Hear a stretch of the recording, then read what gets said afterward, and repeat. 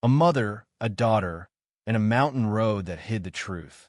On a quiet winter afternoon in the mountains of Colorado, a discovery on a remote road set in motion an investigation that would slowly peel back layers of secrecy, misunderstanding, and tragic misjudgment.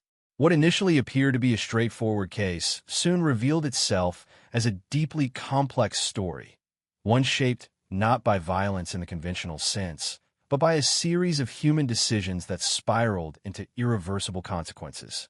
The story begins when two locals, traveling through a sparsely populated mountain area, notice something unusual along the side of the road.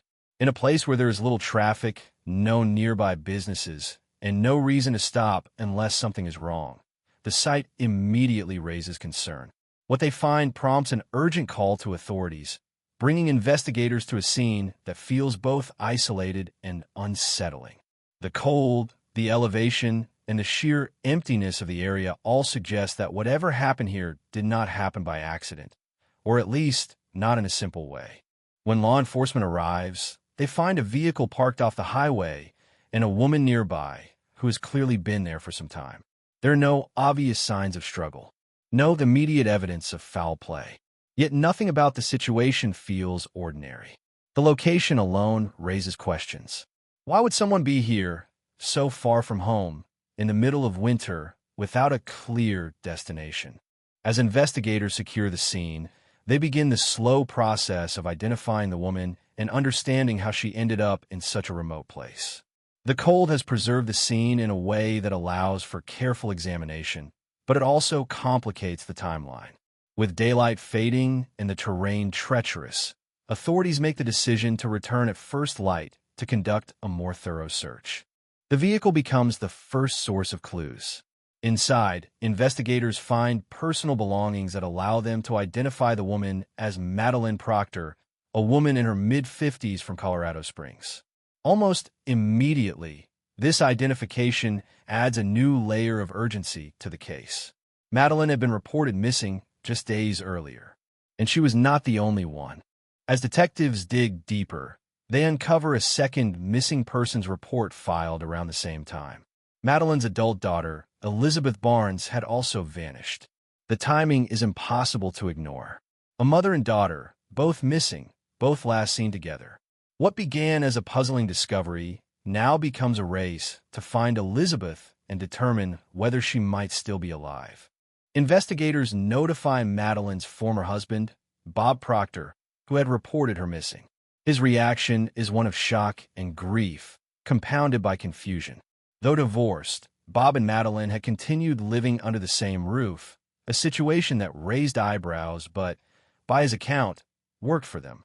Madeline had faced serious health challenges in the past, and Bob felt a responsibility to care for her. Their relationship, while unconventional, appeared stable. Bob explains that Madeline and Elizabeth were extremely close. On the day they disappeared, Elizabeth had come to pick up her mother, saying they were heading to the university library to work on a project. That was the last time either of them was seen alive. When neither returned home, concern quickly turned into fear. As investigators widen their search area, the grim possibility becomes reality. Not far from where Madeline was found, they locate Elizabeth. The discovery confirms the worst fears of everyone involved. A mother and daughter, lost in the same unforgiving environment, separated by distance but bound by circumstance. Despite the emotional weight of the case, investigators remain focused on understanding what happened. They examine the terrain, track footprints, and reconstruct movement step by step. What emerges is a picture not of chaos, but of confusion. The evidence suggests that Elizabeth was alone when she left the vehicle, disoriented and struggling to find her way.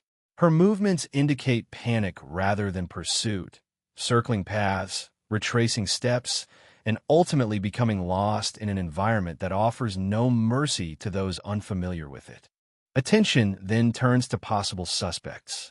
Elizabeth's husband, Mike Barnes, becomes a person of interest due to tension within the family. He had reportedly disapproved of how close Elizabeth was to her mother, believing it strained their marriage. His demeanor during questioning raises concern, but investigators are guided by evidence, not instinct. His alibi checks out. He was at work when the women disappeared. While suspicion lingers briefly, facts eventually rule him out. Another name surfaces during the investigation. A fellow student Elizabeth was known to study with. Once again, investigators follow the trail carefully, verifying schedules and statements. Once again, evidence clears the individual of any involvement. Piece by piece, the possibility of a violent crime committed by another person begins to fade. The breakthrough comes not from witness testimony or physical struggle, but from medical examination. Autopsy results reveal something unexpected. There are no injuries consistent with assault. Instead, toxicology reports point towards substances in both women's systems that should not have been there, medications that neither had been prescribed. This discovery leads investigators back to the Proctor household, where they learn that a roommate had been prescribed antidepressant medication. She reports that pills had gone missing, and while she cannot say for certain what happened to them, the implication becomes clear. At some point, Madeline may have taken the medication, perhaps believing it harmless, perhaps underestimating its effects, and shared it with her daughter. From there, the pieces begin to align. Alcohol, medication, and high altitude form a dangerous combination. Even healthy individuals can become confused at elevation. Judgment can falter. Simple decisions can turn fatal. Investigators theorize that Madeline and Elizabeth may have decided to take a spontaneous trip, possibly for entertainment, possibly for escape, without telling anyone where they were truly going. Somewhere along the way, they became lost. Whether due to missed turns or impaired perception, they ended up on a road that offered no help, no shelter, and no clear direction. A disagreement, a moment of frustration, or simple disorientation may have caused Elizabeth to step out of the car, keys in hand, with her dog beside her. When she did not return, Madeline followed, locking herself out of the vehicle without realizing it. In the cold, thin air of the mountains, time works differently. Fatigue sets in quickly. Confusion deepens. Panic clouds judgment. Investigators believe that mother and daughter were closer to each other than anyone realized, yet unable to find one another in the darkness and the terrain.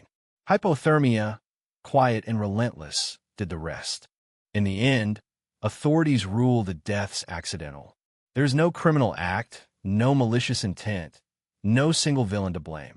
Just a sequence of human choices, small, understandable, tragically unforgiving when combined with nature's indifference. For the investigators, the case closes with answers, but not with satisfaction. For the families left behind, the questions never fully disappear. Why that day? Why that road? Why those decisions? The truth is painful in its simplicity. Sometimes, the most devastating outcomes are not caused by cruelty, but by moments of misjudgment that spiral beyond control. This case stands as a quiet reminder that life does not always end with dramatic confrontation. Sometimes it ends in silence, in cold air, on a road where no one was meant to stop, and where two lives, deeply connected, were lost together.